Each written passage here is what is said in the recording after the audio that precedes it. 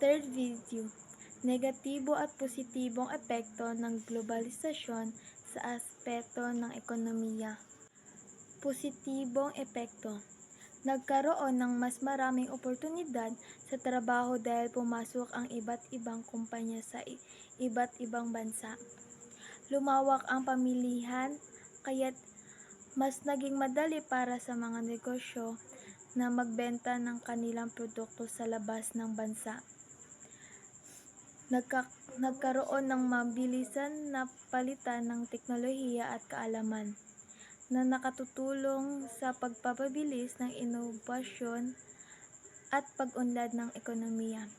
Tumaas ang kita ng ilang bansa dahil sa masiglang kalakalan at pamumunan ng mga dayuhan kumpanya.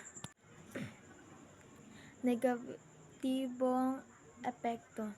Nagkaroon ng matinding kompetisyon kung saan nahihirapan ang maliliit na negosyo at makipagsabayan sa malalaking kumpanya. May mga pagkakataong nasasamantalahan ang murang paggawa lalo na sa mga developing countries kung saan mababa ang sahod. Pag-asa sa dayuhan kung saan ang ekonomiya ng isang bansa ay umaasa na lamang sa malalaking banyagang kumpanya at hindi na gaanong lumalakas ang sariling industriya.